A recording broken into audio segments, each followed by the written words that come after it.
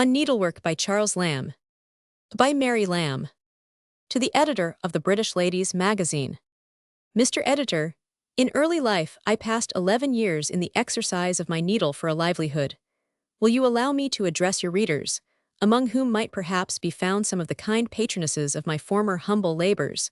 on a subject widely connected with female life, the state of needlework in this country?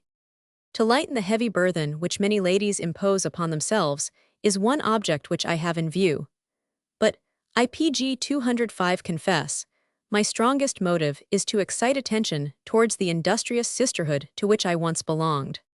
From books I have been informed of the fact, upon which the British Ladies magazine chiefly founds its pretensions, namely, that women have of late been rapidly advancing in intellectual improvement. Much may have been gained in this way, indirectly, for that class of females for whom I wish to plead. Needlework and intellectual improvement are naturally in a state of warfare, but I am afraid the root of the evil has not as yet been struck at. Workwomen of every description were never in so much distress for want of employment. Among the present circle of my acquaintance, I am proud to rank many that may truly be called respectable, nor do the female part of them, in their mental attainments, at all disprove the prevailing opinion of that intellectual progression which you have taken as the basis of your work. Yet I affirm that I know not a single family where there is not some essential drawback to its comfort which may be traced to needlework done at home, as the phrase is for all needlework performed in a family by some of its own members, and for which no remuneration in money is received or expected. In money alone, did I say, I would appeal to all the fair votaries of voluntary housewifery, whether, in the matter of conscience, any one of them ever thought she had done as much needlework as she ought to have done. Even fancy work, the fairest of the tribe, how delightful the arrangement of her materials, the fixing upon her happiest pattern, how pleasing an anxiety, how cheerful the commencement of the labor she enjoins. But that lady must be a true lover of the art, and so industrious a pursuer of a predetermined purpose, that it were pity her energy should not have been directed to some wiser end. Who can affirm she neither feels weariness during the execution of a fancy piece, nor takes more time than she had calculated for the performance? Is it too bold an attempt to persuade your readers that it would prove an incalculable addition to general happiness, and the domestic comfort of both sexes, if needlework were never practiced, but for a remuneration in money? As nearly, however, as this desirable thing can be effected, so much more nearly will women be upon an equality with men, as far as respects the mere enjoyment of life. As far PG 206 as that goes, I believe it is every woman's opinion that the condition of men is far superior to her own. They can do what they like, we say. Do not these words generally mean, they have time to seek out whatever amusements suit their tastes? We dare not tell them we have no time to do this, for if they should ask in what manner we dispose of our time, we should blush to enter upon a detail of the minuti, which compose the sum of a woman's daily employment. Nay, many a lady who allows not herself 1/4 of an hour's positive leisure during her waking hours, considers her own husband as the most industrious of men, if he steadily pursue his occupation till the hour of dinner, and will be perpetually lamenting her own idleness. Real business and real leisure make up the portions of men's time, two sources of happiness which we certainly partake of in a very inferior degree. To the execution of employment, in which the faculties of the body or mind are called into busy action, there must be a consoling importance attached, which feminine duties, that generic term for all our business, cannot aspire to. In the most meritorious discharges of those duties, the highest praise we can aim at is to be accounted the helpmates of man, who, in return for all he does for us, expects and justly expects us to do all in our power to soften and sweeten life. In how many ways is a good woman employed, in thought or action, through the day, in order that her good man may be enabled to feel his leisure hours real substantial holiday, and perfect respite from the cares of business? Not the least part to be done to accomplish this end is to fit herself to become a conversational companion. That is to say, she has to study and understand the subjects on which he loves to talk. This part of our duty, if strictly performed, will be found by far our hardest part. The disadvantages we labor under from an education differing from a manly one make the hours in which we sit, and do nothing in men's company too, often anything but a relaxation. Although, as to pleasure and instruction, time so passed may be esteemed more or less delightful. to make a man's home so desirable a place as to preclude his having a wish to pass his leisure hours at any fireside in PG 207 preference to his own, I should humbly take to be the sum and substance of woman's domestic ambition. I would appeal to our British ladies, who are generally allowed to be the most zealous and successful of all women in the pursuit of this object.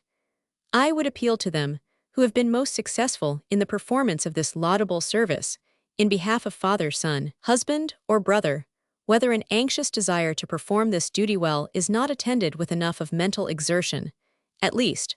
to incline them to the opinion that women may be more properly ranked among the contributors, too,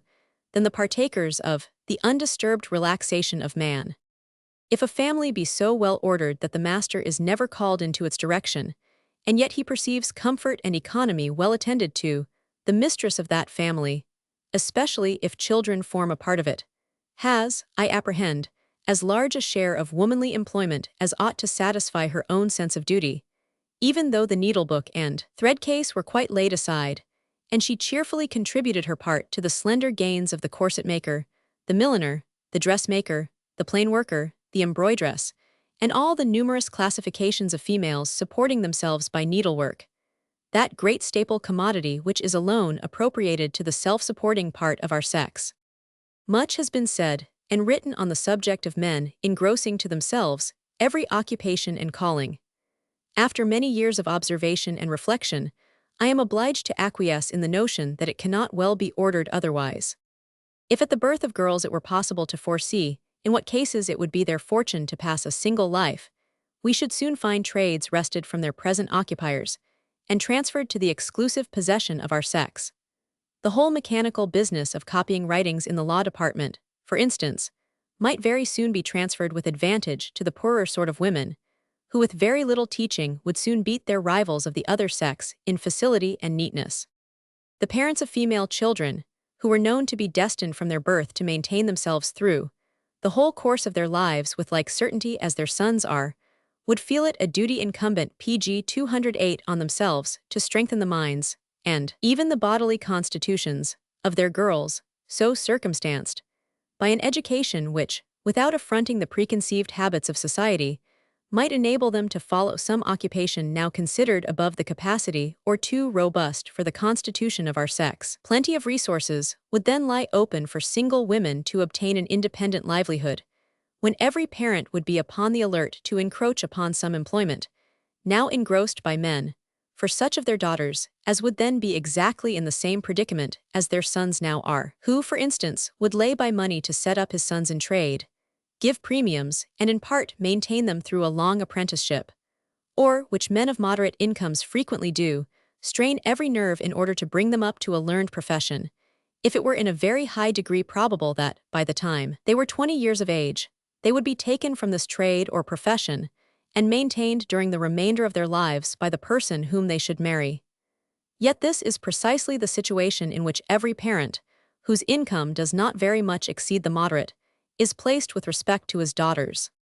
Even where boys have gone through a laborious education, superinducing habits of steady attention, accompanied with the entire conviction that the business which they learn is to be the source of their future distinction, may it not be affirmed that the persevering industry required to accomplish this desirable end causes many a hard struggle in the minds of young men, even of the most hopeful disposition? What then must be the disadvantages under which a very young woman is placed who is required to learn a trade, from which she can never expect to reap any profit, but at the expense of losing that place in society, to the possession of which she may reasonably look forward, inasmuch as it is by far the most common lot, namely, the condition of a happy English wife. As I desire to offer nothing to the consideration of your readers, but what, at least as far as my own observation goes, I consider as truths confirmed by experience, I will only say that, were I to follow the bent of my own speculative opinion, I should be inclined to persuade every female over whom I hope to have any influence to contribute all the assistance PG 209 in her power to those of her own sex who may need it, in the employments they at present occupy, rather than to force them into situations now filled wholly by men. With the mere exception of the profits which they have a right to derive from their needle, I would take nothing from the industry of man which he already possesses. A penny saved is a penny earned, is a maxim not true, unless the penny be saved in the same time in which it might have been earned. I, who have known what it is to work for money earned, have since had much experience in working for money saved. And I consider, from the closest calculation I can make, that a penny saved in that way bears about a true proportion to a farthing earned. I am no advocate for women, who do not depend on themselves for a subsistence, proposing to themselves to earn money. My reasons for thinking it not advisable are too numerous to state, reasons deduced from authentic facts, and strict observations on domestic life in its various shades of comfort. But if the females of a family, nominally supported by the other sex, find it necessary to add something to the common stock, why not endeavor to do something by which they may produce money in its true shape? It would be an excellent plan, attended with very little trouble, to calculate every evening how much money has been saved by needlework done in the family,